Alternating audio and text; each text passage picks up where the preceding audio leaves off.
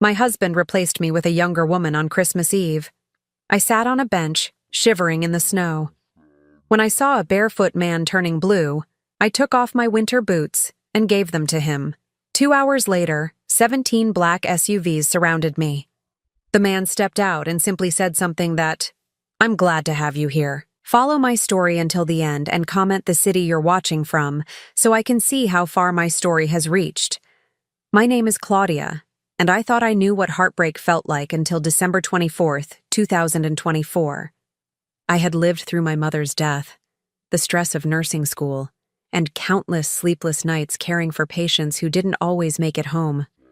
But nothing prepared me for the sound of my husband's voice that evening, cold and detached, as he destroyed 28 years of marriage with a few carefully chosen words. "I can't do this anymore, Claudia." Trent stood in our kitchen, still wearing his gray wool coat, snowflakes melting on his shoulders. He hadn't even bothered to take off his shoes.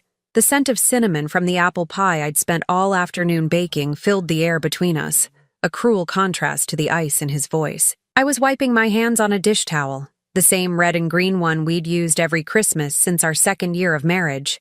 "Do what, honey? You just got home. Sit down, let me make you some coffee." He shook his head, and I noticed how his brown hair had more gray now, how the lines around his eyes seemed deeper. At 57, Trent still looked handsome to me, still the man I'd fallen in love with when I was 27 and believed in forever. "I can't pretend anymore," he said, setting his keys on the counter with deliberate precision. "I haven't been happy for a long time." The dish towel slipped from my fingers. Something in his tone made my chest tighten, the same instinct that had served me well during 30 years of nursing, the ability to sense when something was terribly wrong. "What are you talking about?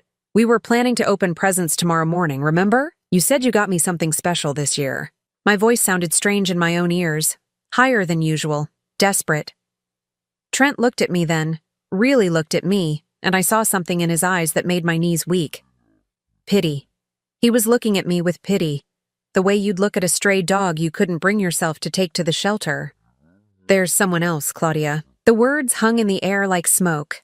I gripped the edge of the counter, my fingertips pressing into the cold granite we'd chosen together 3 years ago when we remodeled the kitchen. I'd wanted marble, but Trent said granite was more practical. Practical. Everything in our life had become practical. "Someone else?" I repeated, my voice barely a whisper. "Her name is Jessica. She's—" He paused, running his hand through his hair the way he did when he was nervous. "She's 28. 28. The same age I was when I married him." The realization hit me like a physical blow, stealing the air from my lungs. I sank onto one of the kitchen stools, my legs no longer able to support me. "How long?" I managed to ask.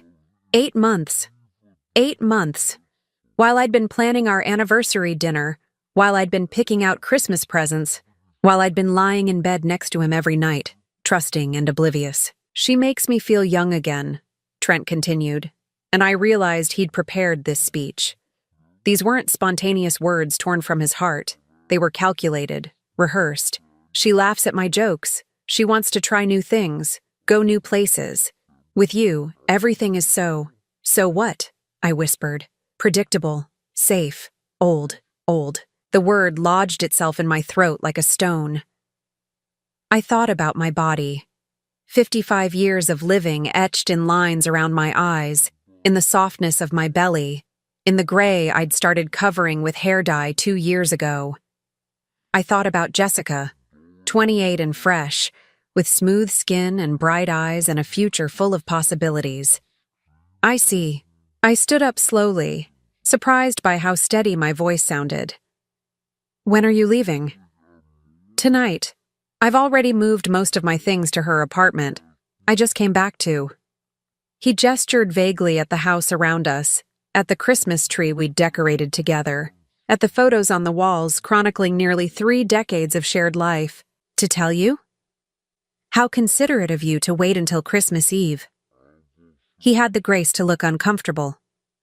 "I wanted to wait until after the holidays, but she said it wasn't fair to either of us to keep pretending," she said. This 28-year-old woman had been making decisions about my marriage, about my life, and I hadn't even known she existed. The house is in both our names, I said, surprised by my own practicality in that moment. We'll need to discuss— Keep it, Trent interrupted. I don't want to fight over things, Claudia. I just want to be happy. Happy. As if happiness was something he could only find by destroying someone else's life. As if our 28 years together had been nothing but misery for him. I walked to the window, looking out at the snow falling steadily on our neighborhood.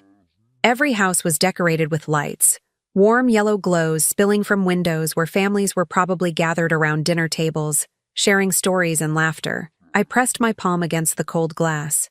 Did you ever love me? I asked without turning around. The silence stretched so long that I thought he might not answer. Finally, he spoke, and his voice was softer than it had been all evening. I did. But people change, Claudia. I changed. I turned to face him one last time. He was standing by the door, keys in hand, ready to walk out of our life forever. He looked younger somehow, as if the confession had lifted a weight from his shoulders. I hope she makes you happy, Trent. I really do. He blinked, clearly surprised by my response. Maybe he'd expected tears, screaming, begging. A month ago, he might have gotten all of that. But standing there in our kitchen, surrounded by the remnants of a life I'd thought was solid, I felt something unexpected. Relief. Not the sharp, sweet relief of good news, but the quiet relief of finally understanding something that had been confusing you for a long time.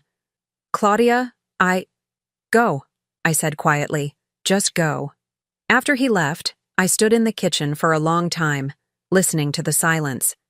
The house felt enormous around me, every room echoing with memories that would never feel the same again. I walked through the living room, past the Christmas tree with presents I'd wrapped so carefully underneath it, past the mantel where our wedding photos smiled down at a marriage that no longer existed. I grabbed my winter coat from the closet, wound my blue wool scarf around my neck, the one my mother had knitted for me before she died, and stepped out into the night. The snow was falling harder now, covering the world in pristine white, erasing everything that had come before. I had nowhere to go and no one to call. Our friends had all been couple friends, and I couldn't bear the thought of explaining what had happened. My sister lived in California, and it was too late to call.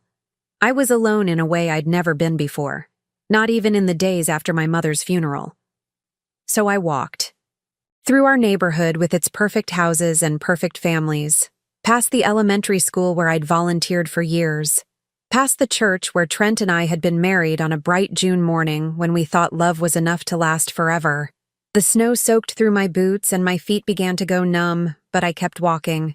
I needed to move, needed to feel something other than the hollow ache in my chest. The streets were empty.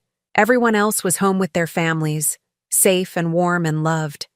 Eventually, I found myself at Memorial Park, the place where Trent and I used to bring picnics in the early years of our marriage. There was a bench near the pond, half buried in snow, and I brushed it off and sat down. The metal was so cold it burned through my jeans, but I didn't care. I sat there in the falling snow and finally let myself feel the full weight of what had happened. 28 years of marriage, gone. The future I'd planned, erased. The man I'd loved and trusted had been living a double life, and I'd been too trusting or too foolish to see it. But as I sat there, something strange began to happen. Underneath the pain and shock, I felt something else stirring. Something I hadn't felt in years. It took me a moment to recognize what it was. Freedom. For the first time in decades, I had no one to cook dinner for, no one's schedule to coordinate with mine, no one's needs to consider before my own. The thought terrified and exhilarated me in equal measure. The snow continued to fall, and I pulled my scarf tighter around my neck. Somewhere in the distance, church bells chimed midnight. Christmas Day had arrived, and I was spending it alone on a park bench. My marriage over, my future uncertain. And somehow, despite everything, I was still breathing. I must have sat on that bench for over an hour, watching the snow fall and feeling sorry for myself. The cold had seeped through my coat, through my jeans, into my very bones. My fingers were numb despite my gloves, and I could no longer feel my toes in my boots. But I couldn't bring myself to get up, to face the empty house that no longer felt like home. The park was completely deserted.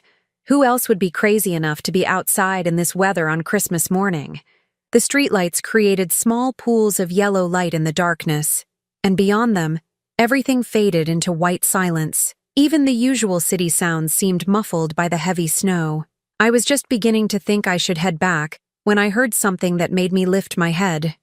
Footsteps, uneven and shuffling, coming from the direction of the main path. I squinted through the falling snow and saw a figure approaching, moving slowly and carefully. As he got closer, I could see it was a man, probably in his 60s, wearing what looked like several layers of clothing that had seen better days. His hair was gray and unkempt, his beard scraggly, and he walked with the careful gait of someone who wasn't entirely steady on his feet. But what shocked me most was his feet themselves. He was barefoot. In this weather, with snow covering everything and the temperature well below freezing, this man was walking through the park with no shoes or socks. His feet were so red they looked almost purple in the dim light, and he was moving with obvious pain. My nursing instincts kicked in immediately. Frostbite was a real danger in these conditions. This man could lose his toes, or worse, if he didn't get warm soon. I stood up from the bench, my own problems suddenly seeming insignificant. "Sir, are you all right?" He stopped walking and looked at me with surprise, as if he hadn't noticed I was there.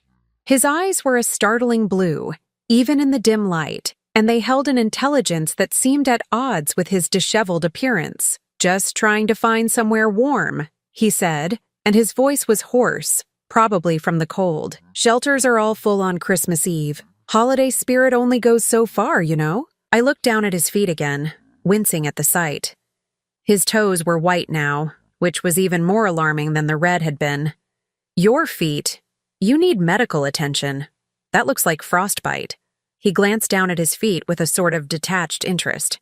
"Yeah, lost my shoes a couple days ago. Someone took them while I was sleeping. Funny thing about being homeless, you learn that people will steal anything, even from someone who has nothing." My heart clenched. Here I was, feeling sorry for myself because my husband left me for a younger woman, and this man was literally freezing to death on the streets. I looked at my own feet, warm and dry in my sturdy brown leather boots. They were good boots, waterproof and insulated, bought just last month when Trent complained that my old ones looked shabby. Without thinking, I sat back down on the bench and began untying my laces. "What are you doing?" the man asked, moving closer. "Taking off my boots," I said, pulling off the first one. The cold air hit my sock-covered foot immediately, but I ignored it and started on the second boot. "Lady, you can't give me your shoes. You'll freeze." I looked up at him, both boots now in my hands.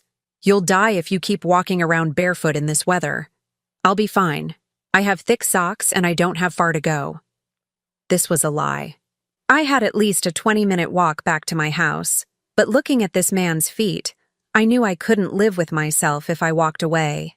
He stared at me for a long moment, and I could see him struggling with pride and desperation. "I can't take your boots. That's not right." "My name is Claudia," I said, standing up and holding the boots out to him. "And it's Christmas morning. Let me do one good thing today, okay? Please." Something in my voice must have convinced him, because he slowly reached out and took the boots. His hands were shaking, whether from cold or emotion, I couldn't tell. "I'm Marcus," he said quietly, "and thank you. You have no idea what this means." I watched as he sat down on the bench and pulled on my boots. They were a little big on him, but they would work. The relief on his face when his feet were covered and warm was worth every step I'd have to take in the snow. "Are you sure about this?" he asked, standing up and testing the fit. "I mean, really sure? Because once you walk away, I don't think you'll see these boots again." I smiled, and it felt strange because I hadn't smiled in hours. "I'm sure. My mother always told me that when you help someone, you shouldn't expect anything back. That's not helping.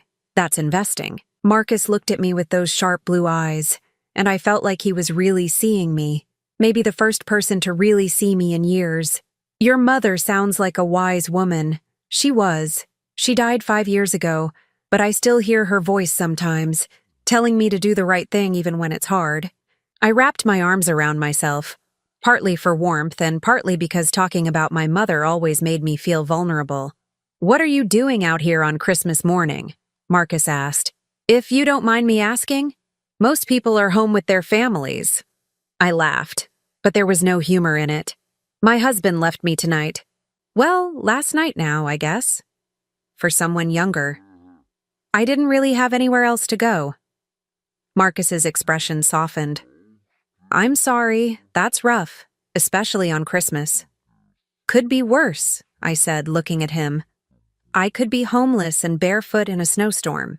He smiled at that, a real smile that transformed his whole face. "You've got a point there. Though heartbreak is its own kind of cold, isn't it?" I nodded, surprised by how accurately he'd described what I was feeling. "It is." We stood there for a moment in comfortable silence, two broken people who'd found each other in the snow. Then Marcus reached into one of his many pockets and pulled out something small and metallic. "I want you to have this," he said, holding out what looked like a simple silver coin. "It's not worth much, but it's all I have to give you." I took the coin, feeling its weight in my palm. It was warm, as if it had been in his pocket for a long time. There was an inscription on it, but it was too dark to read. "Thank you," I said, closing my fingers around it. "But you really don't need to give me anything." "Yes, I do," Marcus said firmly. "You gave me something precious when you didn't have to. I need to give you something back, even if it's small." I slipped the coin into my coat pocket, touched by his insistence on reciprocating. "Where will you go now?" "There's an all-night diner about 6 blocks from here. If I can make it that far, I can probably sit there until morning, maybe get some coffee." He looked down at the boots again. "Thanks to you, I actually have a chance of making it." "Be careful," I said, meaning it. "And Marcus, I hope things get better for you." "They already have," he said. "And Claudia, I hope you realize you're worth more than any man who would leave you for someone younger. Sometimes the people who hurt us do us the biggest favor of our lives without meaning to." Before I could respond, he turned and walked away, his footsteps sure and steady now in my boots. I watched until he disappeared into the swirling snow, and then I was alone again. The walk home was brutal. The snow soaked through my socks immediately, and by the time I'd gone 2 blocks, I couldn't feel my feet at all. But somehow, I felt warmer inside than I had all evening. For the first time since Trent had walked out, I'd done something that mattered, something good and pure and right. I kept thinking about what Marcus had said, that sometimes the people who hurt us do us the biggest favor without meaning to. Maybe he was right. Maybe Trent leaving wasn't the end of my life, but the beginning of something new. When I finally made it back to my house, I ran a hot bath and soaked my frozen feet until feeling returned to them. I made myself a cup of tea and sat in my kitchen, still wearing my wet clothes, still processing everything that had happened. The coin Marcus had given me sat on the counter next to my teacup. In the light, I could see the inscription clearly now. It read, "Kindness is the only investment that never fails." I picked it up and turned it over in my fingers, wondering about this strange man who spoke like a philosopher and carried inspirational coins in his pocket. There had been something about him, something that didn't quite fit with his appearance. The way he spoke, the intelligence in his eyes, even his posture when he wasn't struggling with pain from the cold. But then I shook my head. It didn't matter who he was or where he'd come from. What mattered was that I'd helped someone when they needed it, and in return he'd reminded me that I still had value, even if my husband couldn't see it. I finished my tea and finally went to bed, still thinking about blue eyes and silver coins and the strange comfort I'd found in giving away my boots to a stranger. For the first time in hours, I fell asleep easily, and I dreamed of warm feet and kind words, and the possibility that tomorrow might be better than today. I had no idea that in less than 48 hours, my entire life would change in ways I could never have imagined. 2 days had passed since that snowy Christmas morning encounter, and I was beginning to think I'd dreamed the whole thing. The silver coin sat on my nightstand, the only proof that Marcus had been real. I'd spent most of Boxing Day in my pajamas, alternating between crying over my failed marriage and trying to figure out what to do with the rest of my life. The house felt different now that Trent was gone. Not just empty, abandoned. Every room held memories that now felt like lies, and I found myself avoiding the places where we'd been happiest. The kitchen where we used to cook together, the living room where we'd watched movies, our bedroom, which I couldn't bring myself to enter. I'd made myself a nest on the living room couch, surrounding myself with blankets and tissues and the remote control. Daytime television had become my companion, mindless background noise to fill the silence that threatened to swallow me whole. It was just after 2 o'clock in the afternoon when I heard the sound that would change everything. At first, I thought it was thunder, but the rumble was too consistent, too mechanical. I muted the TV and listened more carefully. Car engines. Multiple car engines. I wrapped a blanket around my shoulders and shuffled to the front window, expecting to see maybe a delivery truck or the snowplow making another pass through the neighborhood. Instead, I saw something that made me think I was hallucinating. 17 black SUVs were pulling up to my house in perfect formation, like something out of a movie.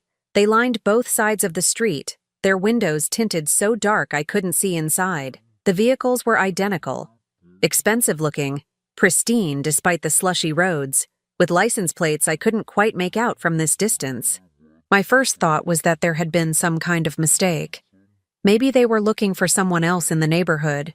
Maybe it was some kind of government operation that had nothing to do with me. Then the doors started opening. Men in black suits emerged from each vehicle, moving with military precision. They weren't threatening.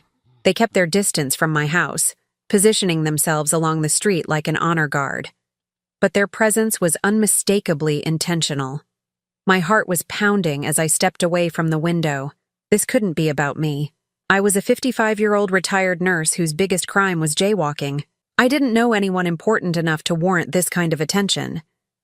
The doorbell rang, and I nearly jumped out of my skin. I crept back to the window and peered out carefully. A single man stood on my front porch, wearing the same type of black suit as the others, but somehow managing to look less intimidating. He was facing away from me, but something about his posture was familiar. When he turned around, I gasped. It was Marcus. But not the homeless man I'd met in the park. This Marcus was clean-shaven, his gray hair neatly styled, wearing what was obviously an expensive suit. He looked like he'd stepped out of a boardroom rather than off the streets. With trembling hands, I unlocked the front door and opened it just enough to peer out. "Marcus?"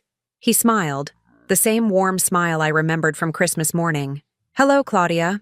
May I come in? I think we need to talk." I stared at him, my mind struggling to process what I was seeing. "I don't understand. You said you were homeless." "I was testing something," he said gently.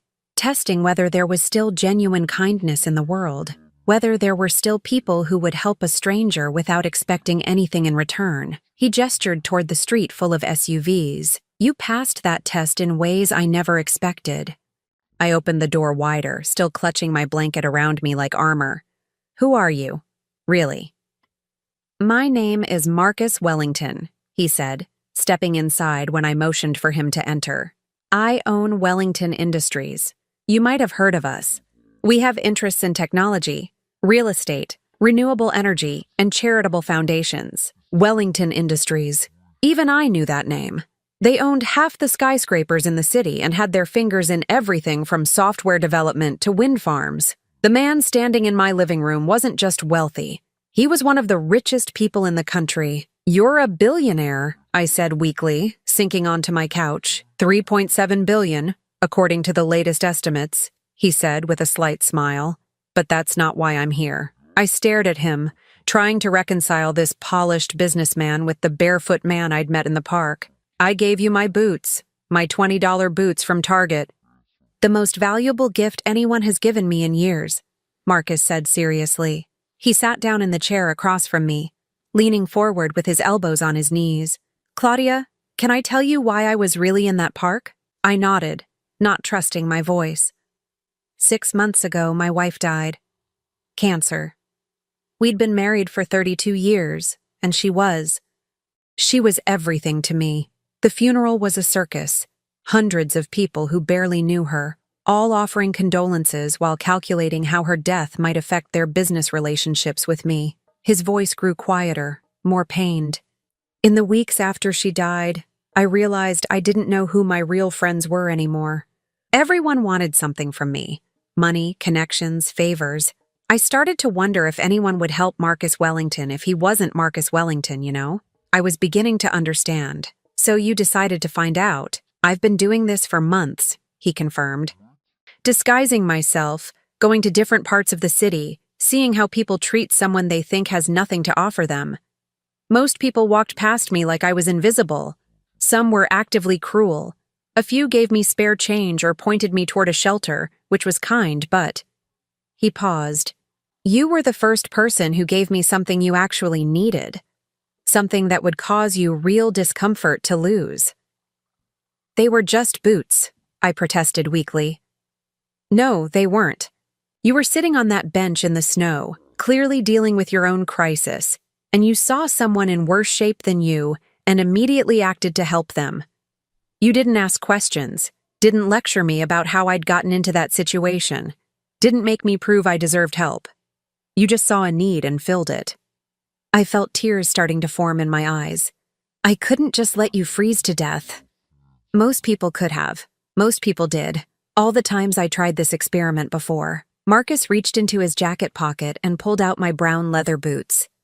I had these cleaned and waterproofed. I was hoping you'd let me return them. I took the boots, running my fingers over the familiar leather. They looked better than they had when I bought them. You didn't have to do that. Yes, I did. But Claudia, I didn't come here just to return your boots. I came to offer you something. I looked up at him confused. What could you possibly offer me? I mean, thank you for the thought. But I don't need charity. Marcus smiled. I'm not offering charity. I'm offering a job. A job? I laughed, but there was no humor in it. I'm a retired nurse. What could I possibly do for someone like you?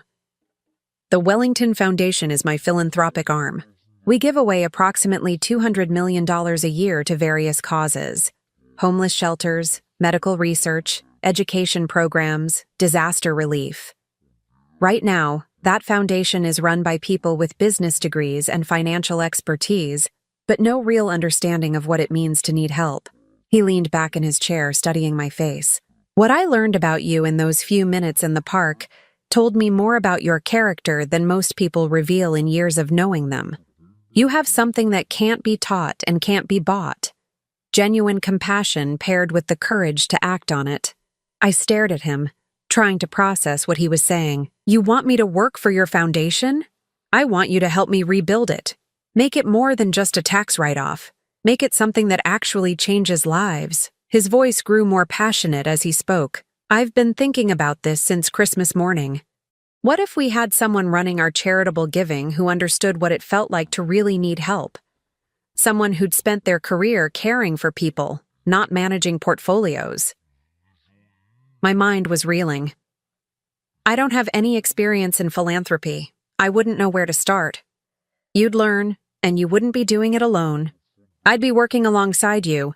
This project has become personal for me. Marcus paused. The salary would be $120,000 per year, plus full benefits and a housing allowance if you wanted to relocate closer to our main offices. $120,000, more than I'd ever made as a nurse, more than Trent made in sales, enough to build a new life, to be completely independent. Why me? I asked quietly. You could have anyone, people with degrees from fancy schools, people with experience in this field, because those people would see helping others as their job. For you, it's who you are. Marcus stood up, smoothing down his suit jacket. I'm not expecting an answer today. This is a big decision, and you've been through a lot lately. Take some time to think about it. He reached into his pocket again and pulled out a business card. My personal number is on there. Call me when you're ready to talk, whether that's yes or no. I took the card, my fingers trembling slightly. The paper was heavy, expensive, with raised lettering that spelled out Marcus Wellington, CEO, Wellington Industries. I have one question, I said as he moved toward the door. Anything. That coin you gave me, the one with the inscription about kindness being an investment that never fails. Did you have that made specially for your test? Marcus paused, his hand on the doorknob. When he turned back to me, his eyes were bright with unshed tears. That was my wife's coin. She carried it everywhere, said it reminded her why we were put on this earth. I've been carrying it since she died, and I've never given it to anyone else. He smiled softly. She would have liked you, Claudia. She would have said you were exactly the kind of person the world needs more of. After he left, I sat in my living room for a long time, holding the business card and staring at the empty street where 17 black SUVs had been parked just minutes before. Everything felt surreal, like I'd fallen asleep watching TV and was having the most vivid dream of my life. But the boots sitting beside me were real, and so was the card in my hand. I thought about Marcus's offer, about the possibility of starting over completely. For 28 years, I'd defined myself as Trent's wife. Before that, I'd been a nurse, caring for others but always within the structure someone else had created. Now, I was being offered the chance to build something new, something meaningful, to take everything I'd learned about caring for people and use it on a scale I'd never imagined. The phone rang, startling me out of my thoughts. I looked at the caller ID and saw Trent's name.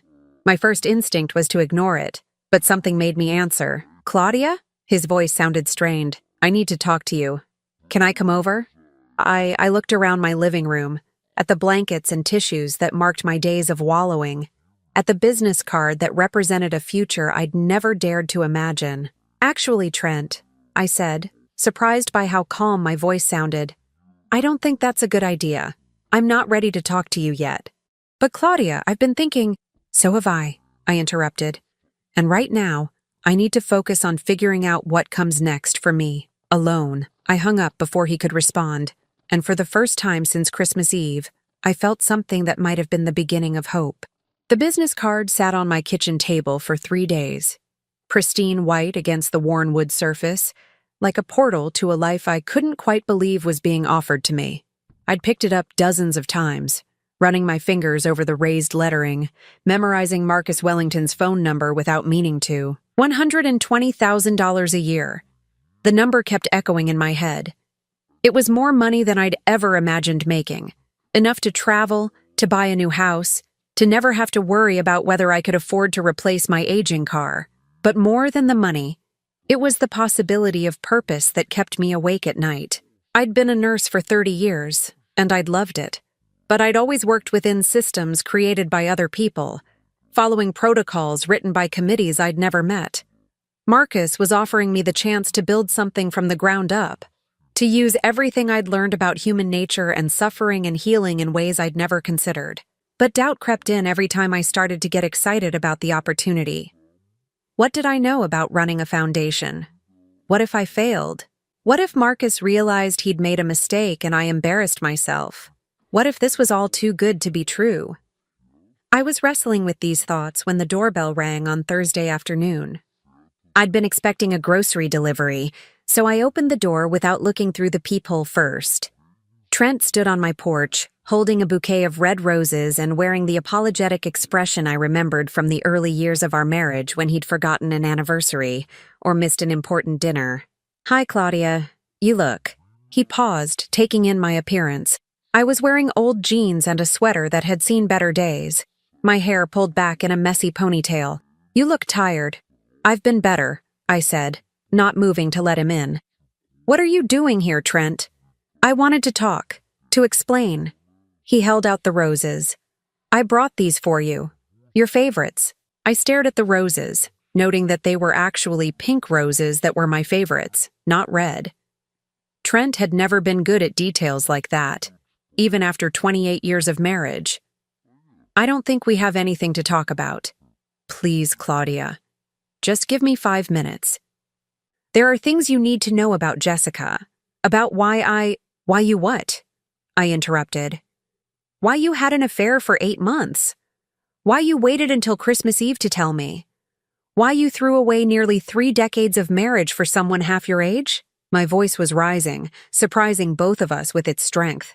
I don't need explanations, Trent. I need you to leave. But he wasn't listening. He was staring past me into the house, his eyes widening as he took in the changes I'd made over the past few days.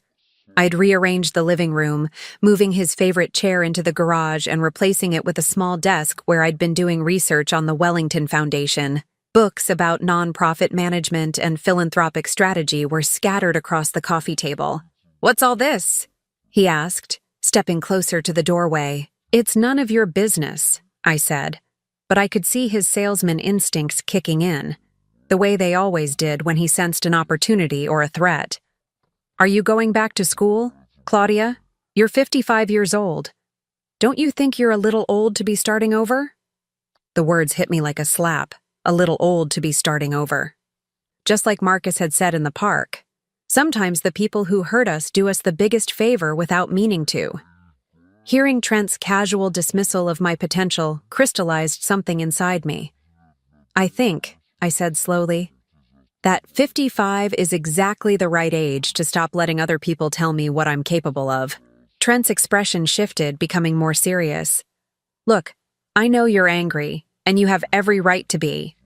But Jessica and it's not working out the way I thought it would." I blinked at him, processing what he'd just said. "Are you telling me you want to come back?"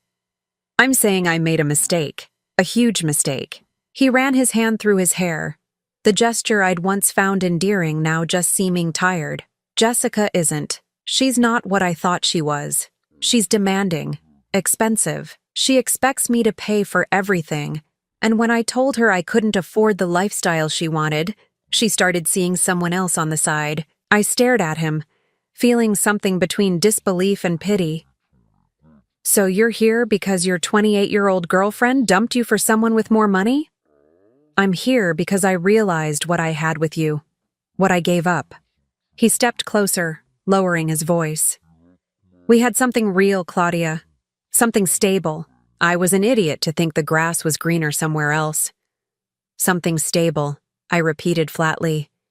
"Is that what you're calling 28 years of marriage? Something stable?" "You know what I mean. We were good together. We understood each other. We could be again." I looked at this man I'd loved for so long, really looked at him, and realized I was seeing him clearly for the first time in years. He wasn't offering love or passion or a chance to recapture what we'd lost. He was offering stability, convenience, the comfortable arrangement we'd settled into when we stopped being lovers and became roommates. "Tell me something, Trent," I said. "In all the years we were married, did you ever once tell someone I was remarkable? Did you ever brag about my accomplishments or tell your friends how proud you were of me?" He looked confused by the question.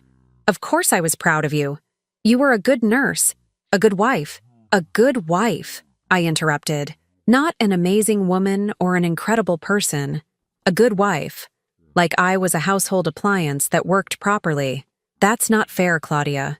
You're twisting my words." "Am I?" I thought about Marcus, about the way he'd looked at me when I offered him my boots. Like he was seeing something extraordinary in an ordinary moment. "When was the last time you saw me as anything other than your wife? When was the last time you were curious about what I thought or dreamed about or wanted for myself?" Trent opened his mouth, then closed it again. We both knew he couldn't answer that question. "I've been offered a job," I said, surprising myself by saying it out loud. "A really important job with a lot of responsibility and a salary that's almost twice what you make." His eyes narrowed. "What kind of job? Does it matter?" "The point is, someone thinks I'm capable of more than just being a good wife." "Claudia, be realistic. Who's going to hire a 55-year-old nurse for some high-paying executive position? It's probably a scam." There it was again, the casual dismissal, the assumption that I couldn't possibly be worth more than he'd valued me at. But this time, instead of making me feel small, it made me feel powerful. "You know what, Trent? You're right. I am being unrealistic. I'm being unrealistic to think that someone who spent 8 months lying to my face could suddenly develop the capacity to see my worth." I stepped back and started to close the door.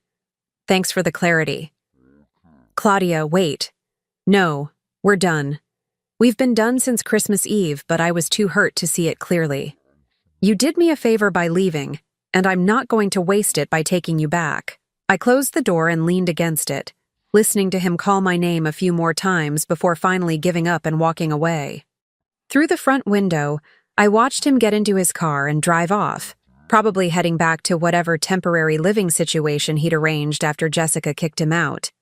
For the first time since Christmas Eve, I felt genuinely grateful to him. His casual cruelty, his assumption that I should be thankful for his willingness to settle for me again, had shown me exactly why I needed to take the leap Marcus was offering. I picked up the business card and dialed the number before I could lose my nerve. "Marcus Wellington's office," a professional voice answered. "This is Claudia Hayes. I'd like to speak with Mr. Wellington, please." "One moment." The hold music lasted maybe 10 seconds before Marcus's familiar voice came on the line. "Claudia, I was hoping you'd call." "I've been thinking about your offer," I said, pacing around my kitchen. "And I have some questions. Ask me anything. First, are you sure about this? Because I've spent the last 3 days researching nonprofit management, and I'm starting to realize how much I don't know." Marcus chuckled. "I'm more sure now than I was when I first made the offer. What else? If I take this job and I'm terrible at it, will you fire me? If you take this job and you're terrible at it, I'll get you whatever training and support you need to succeed. But Claudia, I don't think you understand yet what you showed me that night in the park." "What do you mean?" "Most people with your background would have walked past me. Most people with graduate degrees in nonprofit management would have walked past me. But you saw a need, and you filled it, immediately and completely, without calculating the cost to yourself. That's not a skill you can teach someone. That's character." I felt tears starting to form, but for the first time in days, they weren't tears of sadness. When would you need an answer? When are you ready to give one?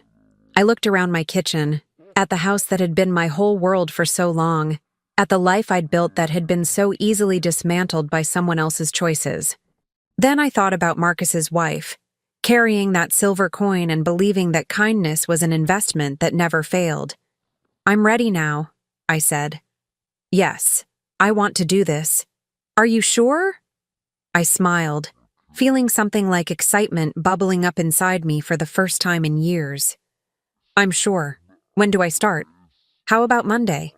I'll have my assistant send you all the details, but plan on spending the first week just getting oriented, learning about our current programs, meeting the staff, understanding how everything works." "Okay, Marcus? Yes, thank you. For seeing something in me that I didn't even know was there." "Thank you," he said quietly, "for reminding me that there are still people in the world worth trusting." After I hung up, I sat in my kitchen for a long time, looking at the roses Trent had left on my porch step. They were already wilting in the cold, their petals brown at the edges. But through my window, I could see the first hints of spring in the trees, tiny buds that would soon burst into new life. I had a choice to make about those roses. I could bring them inside, try to revive them, pretend they were still beautiful, or I could leave them where they were and focus on what was coming next. I left them on the porch and went inside to start planning my new life. Monday morning arrived gray and drizzling, but I felt more energized than I had in months. I stood in front of my closet, staring at clothes that suddenly seemed to belong to someone else. The conservative blouses and cardigan sets I'd worn to church functions and dinner parties with Trent's colleagues felt like costumes from a play I no longer wanted to be in. Instead, I chose a navy blue dress I'd bought years ago, but never worn because Trent said it was too bold for a woman my age. Looking at myself in the mirror, I realized it wasn't too bold at all. It was exactly right for the woman I was becoming. The Wellington Foundation occupied the top 3 floors of a gleaming downtown tower, all glass and steel and views that stretched to the horizon. As the elevator carried me up to the 32nd floor, I felt my stomach flutter with nerves and excitement in equal measure. "Mrs. Hayes?" A young woman with kind eyes and a warm smile approached as soon as the elevator doors opened. "I'm Sarah Chen, Mr. Wellington's assistant. He's waiting for you in the conference room." I followed her through hallways lined with photographs of projects the foundation had funded. A children's hospital in Guatemala, a scholarship program for inner-city students, a water purification system in rural Africa. Each image told a story of lives changed, hope restored, futures made possible. Marcus was standing by a wall of windows when I entered the conference room, his hands clasped behind his back as he gazed out at the city below. He turned when he heard me come in, and his face lit up with a genuine smile. "Claudia, you look wonderful. Ready for your first day?" "As ready as someone can be when they're not entirely sure what they're getting into," I admitted. He laughed. "Honesty. I like that. Come, let me show you what we're working with." The next 4 hours were a whirlwind of information. Marcus introduced me to the foundation's staff, 12 dedicated people who managed everything from grant applications to program monitoring to financial oversight. They were polite, but clearly skeptical about this middle-aged nurse who'd somehow landed a senior position without any relevant experience. "Our current approach is very reactive," explained Janet Morrison, the interim director who'd been running things since the previous director left 6 months earlier. "We receive applications, review them against our criteria, and either approve or deny funding. It's efficient, but impersonal," I finished, thinking about all the times I'd dealt with insurance companies and hospital administrators who treated patients as claim numbers rather than human beings. Janet nodded, looking surprised. "Exactly. We rarely have direct contact with the people we're supposedly helping." Marcus leaned forward in his chair. "That's one of the things I'd like to change. I want us to be more involved, more connected to the actual impact of our work." Over lunch, Marcus and I sat alone in his office while he explained his vision more fully. "My wife used to say that charity without relationship is just guilt management. Rich people writing checks to feel better about their wealth without actually understanding or addressing the root causes of suffering."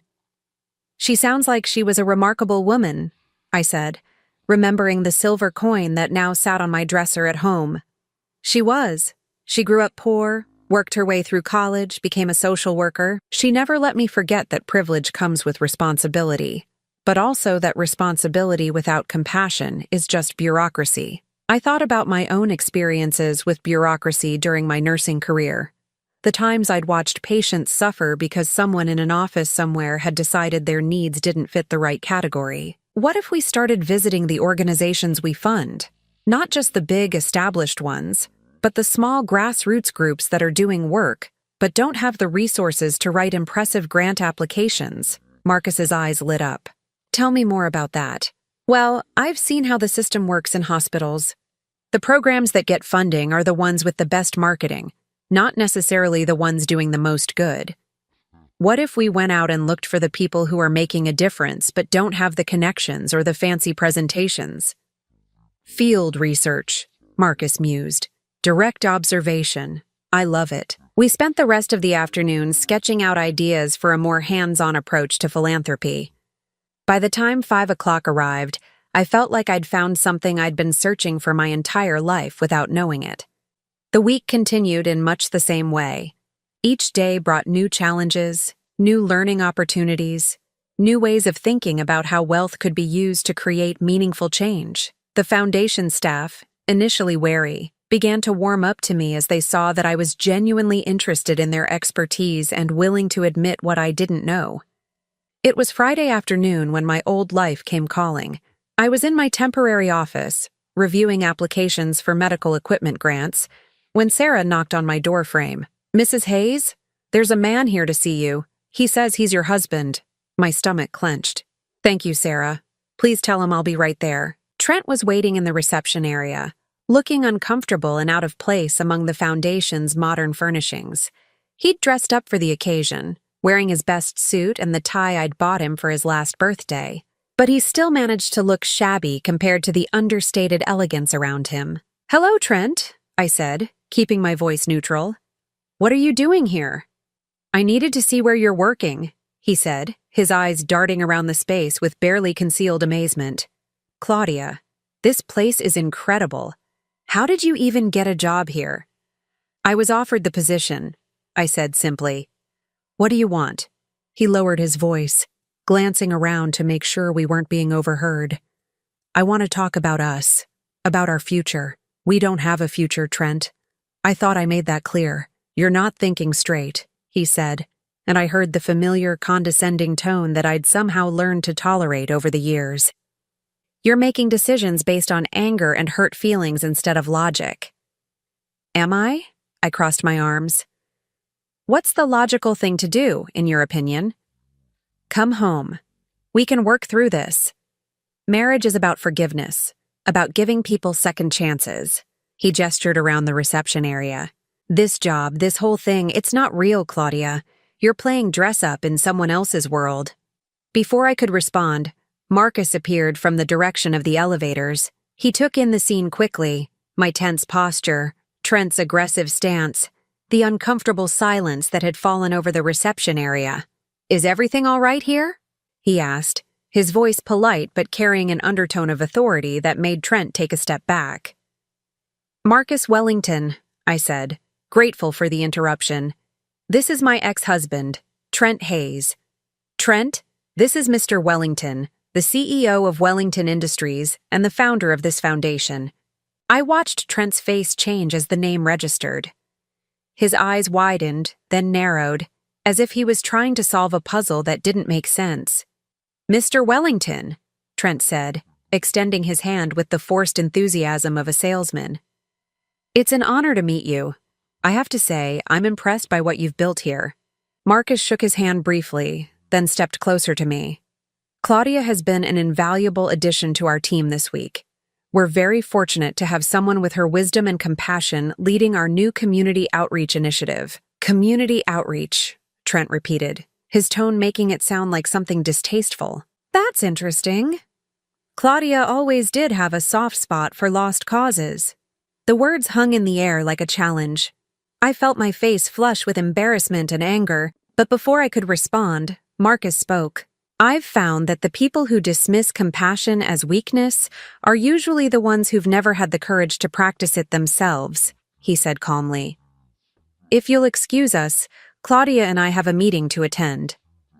He placed a gentle hand on my elbow, guiding me toward the elevators. As we waited for the doors to open, I could feel Trent's eyes boring into my back. Claudia? Trent called out, his voice carrying a note of desperation I'd never heard before. This won't last.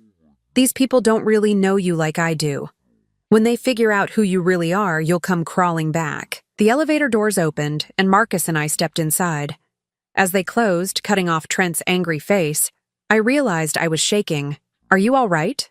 Marcus asked gently. I think so. I'm sorry about that. He had no right to come here. Don't apologize. But can I ask you something? I nodded. Is that really how he sees you? As someone who wastes time on lost causes? I thought about all the years I'd downplayed my volunteer work, the way I'd learned to make my nursing career sound like a hobby rather than a calling, the countless times I'd apologized for caring too much about people Trent considered unimportant. He always said I was too emotional, too invested in other people's problems. He thought it made me naive. Marcus was quiet for a moment as the elevator rose toward his office. When he spoke, his voice was thoughtful. My wife used to tell me that the world has two kinds of people, those who see suffering and turn away, and those who see suffering and step toward it. She said the first group runs the world, but the second group saves it. The elevator doors opened, and as we walked toward his office, Marcus continued, What your ex-husband calls naivety, I call courage. What he sees as weakness, I see as strength. He's wrong about you, Claudia. And more importantly, he's wrong about what matters in this world. That evening, I drove home through the city lights, thinking about the week I'd just completed. 5 days ago, I'd been a discarded wife with no clear future. Tonight, I was the director of community outreach for one of the largest charitable foundations in the country, with a salary that would let me build whatever life I wanted. But more than that, I was working with someone who valued the same things I did, who saw my compassion as an asset rather than a weakness. As I pulled into my driveway, I noticed that the roses Trent had left on my porch were completely dead now, their petals scattered by the wind. But in my garden, the daffodils I'd planted last fall were beginning to push through the soil, bright green shoots reaching toward the spring sun. I gathered up the dead roses and threw them in the trash, then went inside to call my sister in California and tell her about my new life. For the first time in months, I had good news to share. 6 months later, I stood in front of the bathroom mirror in my new apartment, adjusting the silver necklace that had become my signature piece, the one Marcus had given me after our first major foundation success. The woman looking back at me was someone I barely recognized from that snowy Christmas morning when my world fell apart. My hair was shorter now, cut in a style that actually flattered my face instead of hiding it. I'd learned to wear makeup that enhanced rather than concealed, and my clothes reflected confidence rather than the desire to be invisible. But the biggest change wasn't physical. It was in my eyes. They held a light that hadn't been there for years. Today marked our foundation's most ambitious project launch yet, the Second Chances Community Center in the neighborhood where I'd first met Marcus. It was fitting somehow that we were returning to the place where both of our lives had changed forever. The past 6 months had been a whirlwind of learning, growing, and discovering capabilities I'd never known I possessed. Our new approach to philanthropy, getting out of the office and into the communities we served, had revolutionized the way Wellington Foundation operated. Instead of waiting for grant applications to come to us, we actively sought out grassroots organizations that were making a difference but lacked resources. I'd traveled to inner-city schools where teachers were buying supplies with their own money, visited homeless shelters run by volunteers who'd once been homeless themselves, and met with community leaders who were fighting food deserts with urban gardens and neighborhood markets. Each visit had taught me something new about resilience, about the power of people to lift themselves up when given just a little support. The Foundation's impact has increased by 300% since we implemented your community-first model, Marcus had told me just last week, showing me the latest reports. But more importantly, we're actually seeing lives change. Real, measurable change. Today's grand opening was the culmination of everything we'd learned. The Second Chances Community Center would provide job training, childcare, addiction counseling, and educational programs all under one roof. But more than that, it would be a place where people could find dignity and hope, regardless of their circumstances. As I drove to the event, I thought about how different this drive was from that terrible Christmas Eve journey 6 months ago. Then, I'd been fleeing heartbreak with no destination in mind. Now, I was heading toward something I'd helped create, something that would outlast me and make the world a little bit better. The center was buzzing with activity when I arrived. Local news crews were setting up their equipment, community members were touring the facilities, and children were already using the new playground equipment we'd installed in the courtyard. I found Marcus near the main entrance, talking with the center's director, a woman named Rosa who'd been born in this neighborhood and had worked her way through college before returning to help others do the same. When he saw me approaching, his face lit up with the warm smile I'd come to cherish. "There she is," he said, reaching out to squeeze my hand. "The woman who made all this possible." "We made this possible," I corrected, but I felt a flush of pride at his words. Rosa hugged me tightly. "Mrs. Hayes, I can't thank you enough. When you came to visit our little program 6 months ago, we were operating out of someone's basement with a budget of $500 a month. Now look at this place." I looked around at the bright, welcoming space, the computer lab where people could learn new skills, the childcare center where working parents could leave their children safely, the meeting rooms where support groups would gather. It was everything we'd dreamed of and more. You were already changing lives, Rosa. We just gave you a bigger space to do it in. The dedication ceremony was simple but moving. Marcus gave a speech about the importance of investing in communities rather than just programs. Rosa spoke about the transformative power of having people believe in you. And I found myself talking about second chances, about how sometimes the worst thing that happens to you can become the doorway to the best thing. 6 months ago, I told the gathered crowd, I thought my life was over. I thought I was too old, too ordinary, too set in my ways to start again. But I learned something important. It's never too late to discover who you're meant to be. As I spoke, I caught sight of a familiar figure at the back of the crowd. Trent was standing near the parking lot, partially hidden behind a news van. Our eyes met for a moment, and I saw something in his expression I'd never seen before. Respect, and maybe, just maybe, a hint of regret. After the ceremony, as people mingled and children played, I found myself standing in the courtyard garden, admiring the vegetables and flowers that community volunteers had planted. The space reminded me of my mother's garden, where she'd taught me that nurturing small things could yield big results. Beautiful, isn't it? Marcus appeared beside me, holding 2 cups of coffee from the center's new cafe. It's perfect, I said, accepting the coffee gratefully. Your wife would have loved this place. Marcus nodded, his expression growing thoughtful. She would have loved you. The way you've transformed this foundation, the way you see possibilities where others see problems. He paused, seeming to gather his courage. Claudia, there's something I've been wanting to tell you. I looked at him, noting the nervous energy that seemed so unlike his usual composed demeanor. These past 6 months working alongside you have been the happiest I've been since Elizabeth died.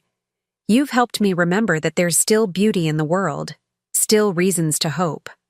He set down his coffee and turned to face me fully. I know we work together, and I know you're still healing from your divorce, but I have to ask, would you consider having dinner with me tonight? Not as colleagues, but as more? I felt my heart skip a beat. Over the months, I'd noticed the way Marcus looked at me, the way our hands lingered when they touched, the way our conversations had become more personal and intimate, but I'd told myself I was imagining things, that a man like him could never be interested in someone like me. Marcus, I began, but he held up his hand. Before you answer, I want you to know something. That night in the park when you gave me your boots, you saved more than my feet from frostbite. You saved my faith in humanity. You reminded me that there are still people in the world who care more about doing right than doing well. He reached into his jacket pocket and pulled out my old brown boots, the ones he'd had cleaned and returned months ago. I've been carrying these in my car ever since you gave them back to me. They remind me of the moment I met the most extraordinary woman I've ever known. I stared at the boots, remembering that snowy night when I'd felt like my life was ending. How could I have known that in giving away something so simple, I was opening the door to everything I'd never dared to dream of? Yes, I said quietly. Yes? Yes, I'll have dinner with you. Yes, I'd like to see where this leads. I smiled, feeling bold and nervous and hopeful all at once. But Marcus? Anything. I'm keeping the boots this time. They're part of my story now, part of who I've become. He laughed, pulling me into a gentle hug that felt like coming home. I wouldn't have it any other way. As the afternoon faded into evening and the last of the visitors departed, Marcus and I found ourselves alone in the garden, surrounded by the promise of growing things. In the distance, the city lights were beginning to twinkle, but here, in this small oasis, everything felt peaceful and full of possibility. Can I tell you something? I said, leaning against Marcus's shoulder as we sat on a bench overlooking the vegetable plots. Of course. 6 months ago, when Trent left me, I thought I was being thrown away like something that had outlived its usefulness. But I realize now that I wasn't being thrown away. I was being set free. Marcus squeezed my hand. Free to become who you were always meant to be. Free to find someone who sees me the way you do. Someone who values kindness over convenience, compassion over comfort. We sat in comfortable silence for a while, watching the stars appear in the darkening sky. Somewhere in the building behind us, Rosa was turning off lights and locking doors, securing this place we'd built together, this testament to the power of second chances. My mother used to say that gardens teach us about hope, I said eventually. You plant seeds not knowing if they'll grow. You tend them through storms and droughts. And sometimes, if you're patient and faithful, you get to see them bloom. Marcus turned to look at me, his eyes soft in the twilight. Is that what this is? What we're building together? I thought about the foundation we'd transformed, the lives we'd touched, the love that was growing between us like something tender and strong. Yes, I said. I think it is. As we walked back to our cars, Marcus carrying my old boots like precious cargo, I realized that Trent had been wrong about so many things. He'd said this new life wouldn't last, that I'd come crawling back when people figured out who I really was. But they had figured out who I really was, and it turned out to be someone worth investing in, someone worth believing in, someone worth loving. Not the woman who tried to make herself small to fit into someone else's life, but the woman who had the courage to give her boots to a stranger on a snowy night. That woman, it turned out, was exactly who I was meant to be all along. 3 years later, I would stand in the same garden at my wedding reception, surrounded by the community we'd helped nurture and the love we'd grown together. Marcus would joke in his speech that he'd proposed to me twice, once as a homeless man asking for help, and once as himself asking for my heart. Both times he'd say I'd given him exactly what he needed. But that night, as I drove home to the life I'd built for myself, I knew the truth. In giving him what he needed, I'd finally found what I needed too. Not someone to complete me, but someone to grow alongside.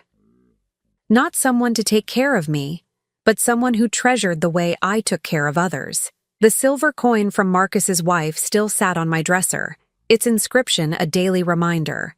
Kindness is the only investment that never fails. Looking back, I could see that every act of kindness, from the boots I'd given a stranger to the foundation we'd built together, had returned to me multiplied, transformed into something more beautiful than I could have imagined.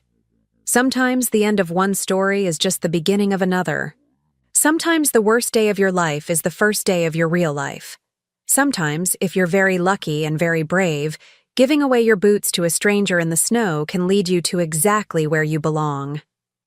Now, I'm curious about you who listened to my story. What would you do if you were in my place? Have you ever been through something similar? Comment below. And meanwhile, I'm leaving on the final screen 2 other stories that are channel favorites, and they will definitely surprise you. Thank you for watching until here.